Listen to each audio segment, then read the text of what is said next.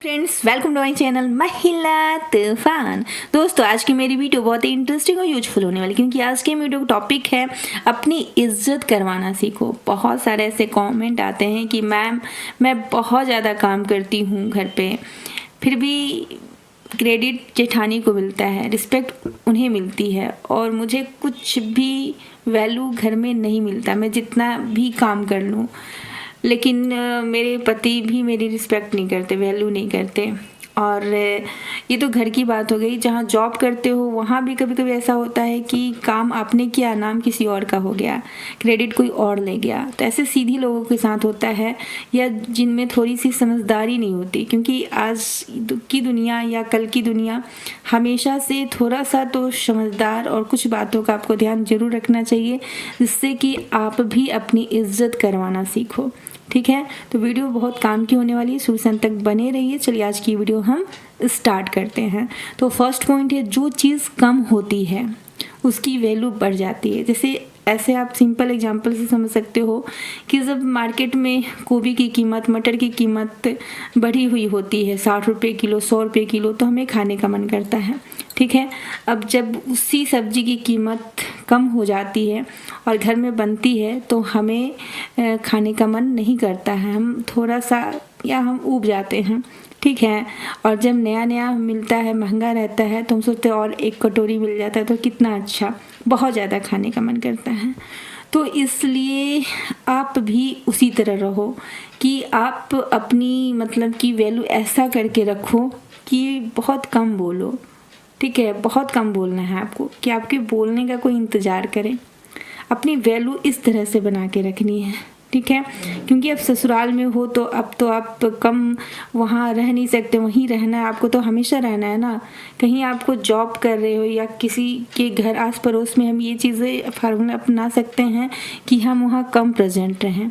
ठीक है, या कम बातें करें, कम संपर्क रखें। लेकिन घर पे हम ऐसा क्या करें? तो घर पे आपको कम बोलना है। ठीक है, कोई आपके बारे में बुरा भी बोलता है तो आपको मुस्कुरा देना है, और मतलब वहाँ पे कम बोलना है। कम बोलकर आप बहुत चीज़ों को कंट्रोल कर सकते हो, और कम बोलने का मतलब है कि आप कम प्रेजेंट हो। ठीक है, तो इस चीज़ को आप समझो और करो। सेकंड टिप्स है, अपनी अनुपस्थिति का प्रयोग करें। तो ये हम घर पे तो नहीं कर सकते हैं, लेकिन हाँ, जैसे आपके पति हैं, जॉब से आते हैं तो उन्हें पानी दे, चाय दे, यहाँ तक ठीक है। लेकिन बहुत ज़्यादा उनके आगे पीछे आपको घूमना नहीं है। चाहे आपकी नई शादी हुई है, फिर भी आपको एक वैल्यू बना के रखना है कि आपकी भी अपनी पहचान है। या अभी आप पढ़ रहे हो या जो कुछ भी कर रहे हो, नहीं भी कर रहे हो, तो अपना एक वाइफ का अहमियत बना के रखना चाहिए। उनको भी थोड़ी सी प्राइवेसी देनी चाहिए। ये नहीं कि अब हम उनके आगे पीछे घूमें। ठीक है, तो वो आपकी कद्र करेंगे। जैसे कि तुमने बुलाया और मैं दौड़ी चली आई, तो नहीं। अगर आप आटा गूँथ रहे हो, वो आवाज़ भी देते हैं, तो आप कह सकते हो मैं 2 मिनट में आई या 5 मिनट में। थोड़ा सा टाइम लो। या चाय वो मांगते हैं तो थोड़ा सा आप टाइम दो कि हाँ 5 मिनट में बना के लेके आई। या घर में कोई और भी, तो लोग समझ जाएंगे कि आप अपनी वैल्यू करते हो। उसे 5 मिनट लगेगा तो आप पे कोई प्रेशर नहीं देगा। ठीक है, या जो भी काम कर रहे हो उसमें। तो इस तरह से आप मतलब थोड़ा सा टाइम लेना स्टार्ट करो। और किसी से आपको काम भी करवाना चाहिए, छोटे मोटे काम, कि बाबूजी थोड़ा सा ये गिलास बढ़ा दीजिए तो, या दे दीजिए। मतलब प्यार से कुछ और अच्छा रिस्पेक्ट से बोलिए, सुषमा जी ज़रा इधर आइए ना प्लीज़। तो इस तरह से काम करवाना आपको सीखना चाहिए, प्यार से। उन्हें लगेगा भी नहीं कि आपकी वो हेल्प कर रहे हैं। ठीक है, ऐसे तो घर में मिलजुल कर करना चाहिए, लेकिन लोग नहीं समझते हैं। तो आपको शुरू से ऐसी आदत डालनी चाहिए अगर आपकी नई नई शादी हुई है तो। और इस तरह से, या आस पड़ोस है, या जो लोग ऐसे हैं जो आपका मजाक उड़ाते हैं, तो आप वहाँ कम प्रेजेंट रहें। ठीक है, अनुपस्थिति का प्रयोग करें, कम अवेलेबल रहें, जिससे कि आपकी वैल्यू बढ़ेगी हस्बैंड। तीसरी बात है कि बहस मत करो, एक्शन लो।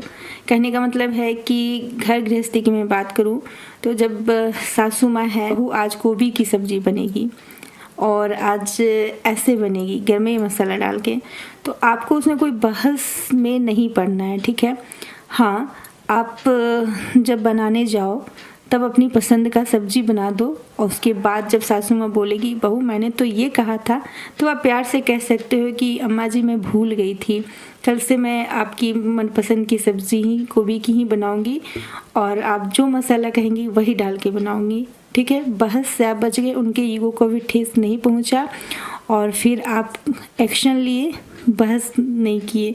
तो इस तरह से कुछ काम होते हैं, जैसे कि आप छोटे कपड़े पहनते हो, गर्ल्स के ऊपर बहुत सारे आजकल कहे जाते हैं कि देखो ये कोई कपड़ा पहनती है, पहनने का तरीका नहीं, सलीका नहीं है, कपड़े में छेद किया हुआ है, छोटे कपड़े हैं, सत्यानाश कर दी घर का। तो ऐसी इज्जत की धज्जियाँ उड़ा दी, बहुत सारी बातें हैं। लेकिन आप क्यों कपड़े छोटे पहन रहे हो, क्या काम है, ठीक है, आप समझ रहे हो। तो ऐसे में आपको बहस में वैसे लोगों से नहीं पढ़ना है, एक्शन लेना है अपने कैरियर के लिए, अपने जॉब के लिए, अपने लक्ष्य के लिए और जीवन में आगे बढ़ना है। बहस में पढ़ना नहीं है, एक्शन लेना है, ठीक है, और पॉजिटिव एक्शन लेना है आपको। ये नहीं कि सर पटकने लगना है या पैर पटकने लगे या बहुत ज़्यादा परेशान रिएक्ट नहीं करना है। बहुत धैर्य के साथ आपको, पेशेंस के साथ अपनी लाइफ में जो लक्ष्य है उस पर फोकस करना है, तभी आप लड़की हो के अच्छे से जी सकते हो और लाइफ में आगे बढ़ सकते हो और कुछ पॉजिटिव माइंडसेट आपका हो सकता है।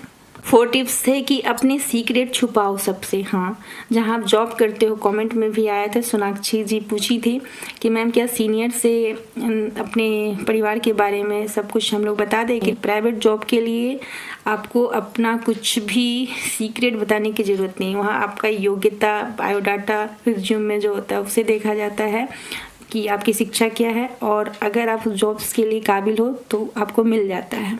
इसमें पूरा डिटेल वो थोड़ा सा देखने के लिए लेते हैं कि आपकी क्या मतलब बैकग्राउंड है। तो आपको बिल्कुल भी हर जगह अपनी सीक्रेट बातें, जो गुप्त बातें होते हैं, पारिवारिक बातें, उसे शेयर नहीं करना चाहिए या किसी पे भी बहुत जल्दी ट्रस्ट, आपको विश्वास नहीं करना चाहिए, ठीक है। क्योंकि कभी कभी क्या होता है ना कि हम अपना दोस्त समझ लेते हैं, उसे अपनी सारी दिल की बातें, जैसे पापा डांटते हैं, मम्मी डांटती है, छोटे कपड़े पहनने नहीं देती, आपके घर की हालात क्या है, सब कुछ हम कह देते हैं। कल को उनसे लड़ाई हो जाए, क्योंकि लड़ाई तो होती ही है, ऐसा नहीं है कि आज दोस्ती है तो हमेशा रहेगी, फिर वही बातें से आपको दुख पहुंचता है, वो ताना मारते हैं।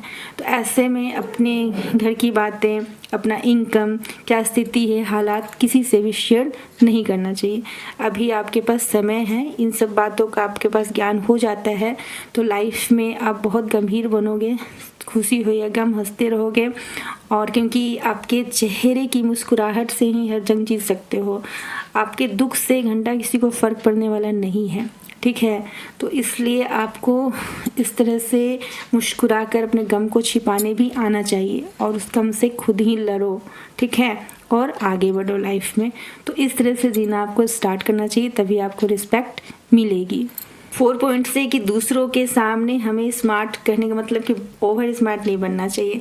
जैसे हाँ ये क्या काम है, ये तो बाएं हाथ में मैं कर लूँगी, करेले की सब्ज़ी मैं तो बहुत अच्छा बनाती हूँ, सब्जी की बात नहीं हो गई, कार चलाने की बात हो गई या कोई भी, तो आपको स्मार्ट ओवर स्मार्ट वहाँ बिल्कुल भी नहीं बनना है। नहीं तो लोगों को जब भी उस काम की ज़रूरत होगी तो आपको ही करनी पड़ेगी, ठीक है।